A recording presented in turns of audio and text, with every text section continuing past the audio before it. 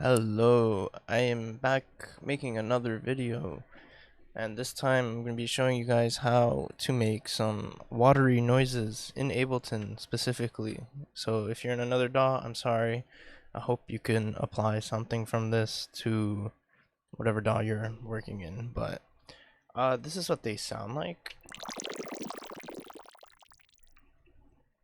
Turn it up a little bit. And then I also made it melodic.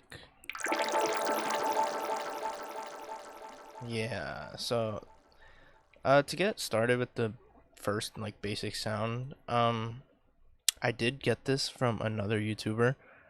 If I remember where I learned this, I will definitely link it in the description because I'm not about to take all the credit for this. I'm just showing you guys how I applied it towards, like, you could definitely use this stuff for like color base or like intros or whatever, which is why I made this example here.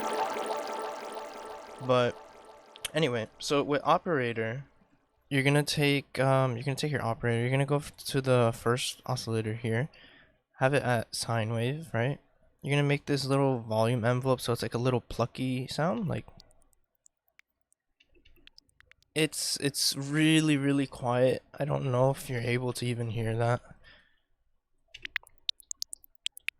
Yeah, so with that, if we turn the filter and LFO off, it just sounds like, yeah, you know?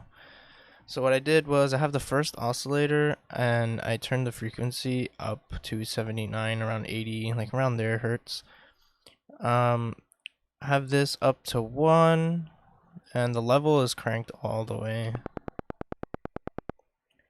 And with the LFO, you're going to want to have it on sample and hold here with high. And then the rate is going to be up all the way. The amount, not all the way up either, just about 100 to 87. You could do like 90 or something like that. So then with that, okay, then the filter is kind of doing all the work here. So I have it at a high pass, clean, frequency is up very high, resonance up very high as well. And I think, am I using this here? I'm not sure. Let me check the original one. I don't think it's on here. Actually, why am I working with this one? I'll work on in this one. So yeah. And then we have a second oscillator here, up about negative 20 dB, and it's also a sine wave with the regular. I think this is a default envelope. Yeah. So not much is different here besides the envelope. So what's giving it that watery sound is these note echoes and note length. So if I turn these off,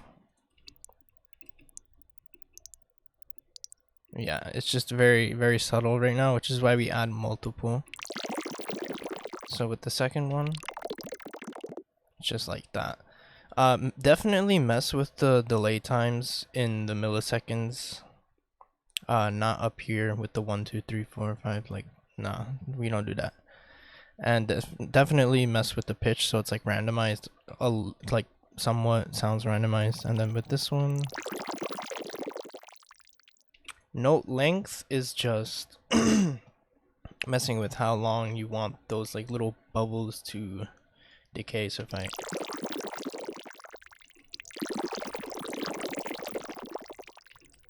yeah.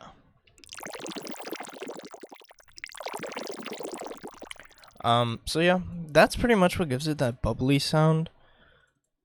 And if I go over to let me see, the corpus utility is just making it less wide because I don't want it too wide. Corpus is like kind of what's it called?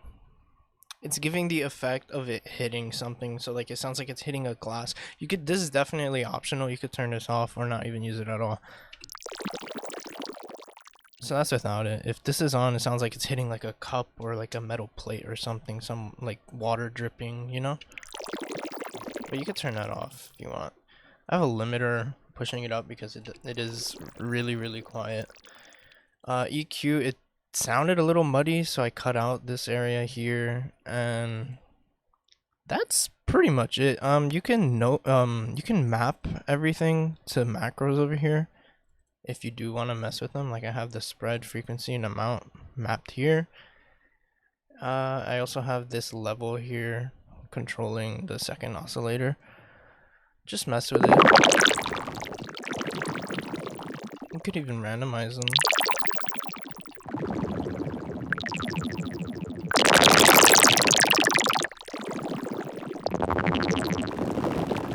Yeah, but anyway, to the colorized water. I mean, you could use any method of coloring that you want. In this case, I have both a convolution reverb and a vocoder. They both have the same source. It'll probably sound a lot better if they had different sources, but this one is just coming from a pad that I made. And yeah, so with just the convolution reverb, it sounds like this. And then with the vocoder on top, the vocoder you can't really tell because it's obviously the same source. So, but definitely experiment with two different sources. I think it would sound really cool. Yeah, that's pretty much it. I mean, I have a reverb and a delay afterwards, but yeah. I thought this was a really cool like little technique to make watery sounds. Again, I will find the original the person that made the video explaining this and credit them in the description because I'm definitely not going to take all the credit for this, but yeah, hope you guys found this useful somewhat.